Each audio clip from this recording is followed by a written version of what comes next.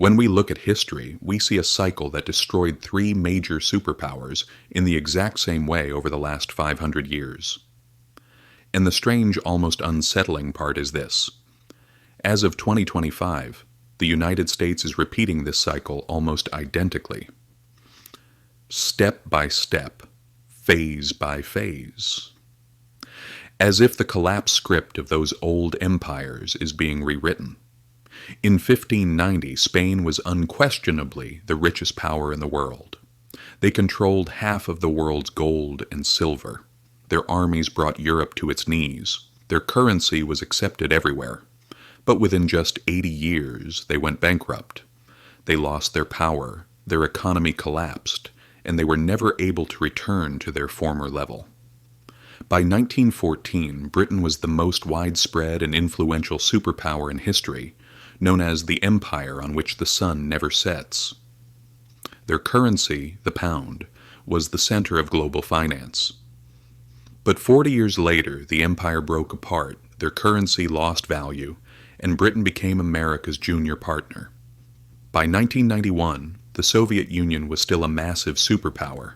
Nuclear capability, satellite states, global military reach. On paper, everything still looked strong. But in just 900 days, they completely collapsed.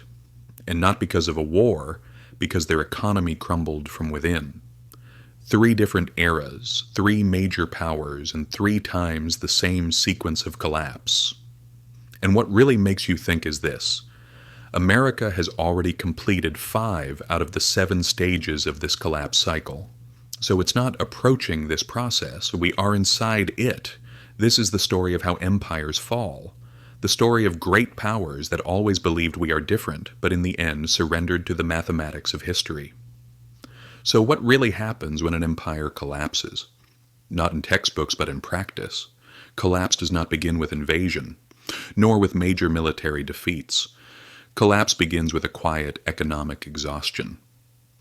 When a country expands beyond its capacity. Having troops in 150 countries, spreading military bases around the world, constant warfare, promises that cannot be kept, debts that cannot be repaid. In the early years of collapse, everything seems normal. The currency is still used, the military is still strong, the government still makes promises. But beneath the surface, the foundation cracks deeply. Resources flow in the wrong directions. Production declines. Brain drain begins. Then the process accelerates. Allies start looking for new paths. Rivals test their strength. Trade partners shift to new currencies. The reserve currency status begins to erode. And the things that once made you strong suddenly turn into weaknesses.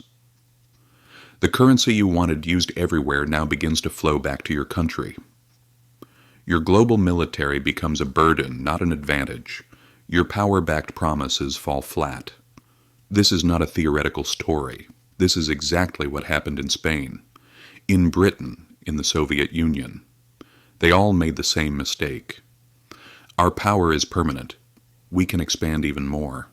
Our money will always be valuable. We don't need reform. And they all failed to see the truth until collapse arrived. Now let's look at how this cycle unfolded in each empire.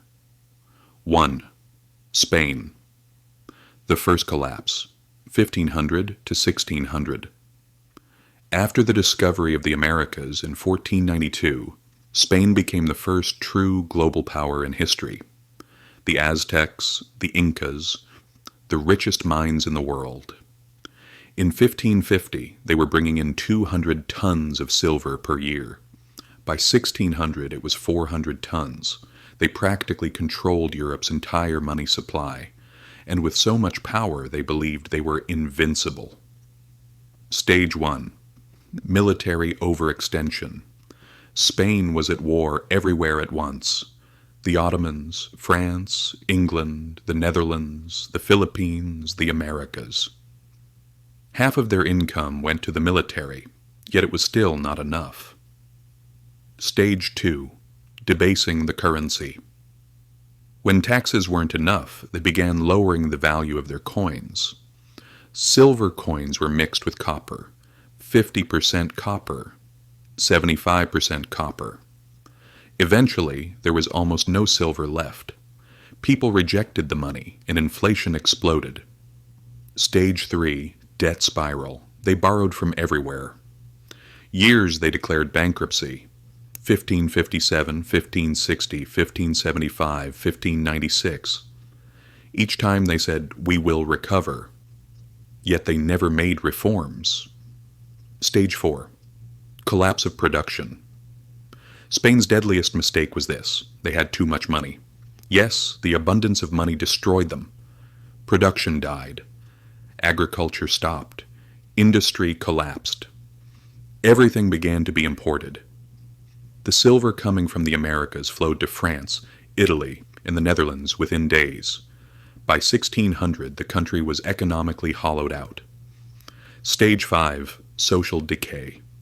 Crime rose. The number of beggars exploded. Talented people fled. Portugal was lost in 1640, the Netherlands in 1650. By 1700, the empire still existed on paper, but it was empty inside. Today, Spain is merely a regional power. It has history and culture, but no global influence. 2. Britain. The second collapse, 1900 to 1970. In the 1900s, Britain ruled 25% of the planet. The pound was the world's central currency. But they repeated the same mistakes. Stage 1, military overextension, colonies everywhere.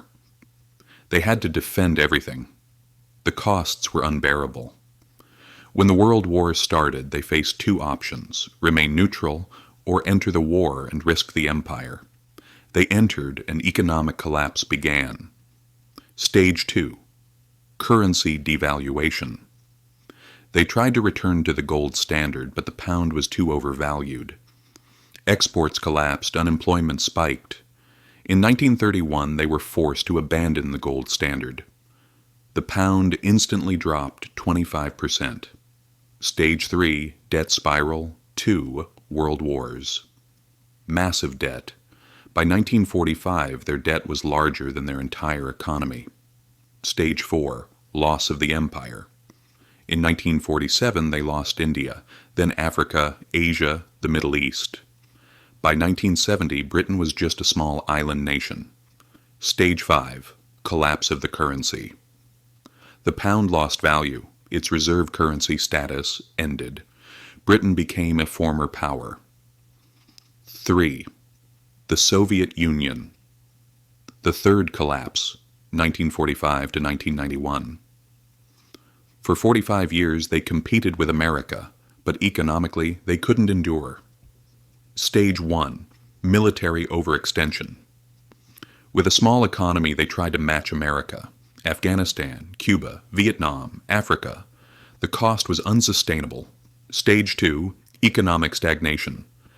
The planned economy stalled. Agriculture failed. Technology lagged. They had to import grain. Stage 3, currency collapse. No one trusted the ruble. It had no international validity. Stage 4, loss of the empire. In 1989, the Berlin Wall fell. Eastern European countries broke away. Stage 5, total collapse. In 1991, the Soviet Union collapsed without war, purely due to economic exhaustion. Now, the United States, and the most unsettling part is this: America is experiencing this cycle right now. Stage 1, military overextension, completed 750 bases. Troops in 150 countries, just like Spain, Britain, and the USSR. Stage 2, currency devaluation, completed. Since 1971, the dollar is pure fiat. Money supply exploded. The dollar's purchasing power collapsed. Stage 3, debt spiral, completed. $36 trillion of debt.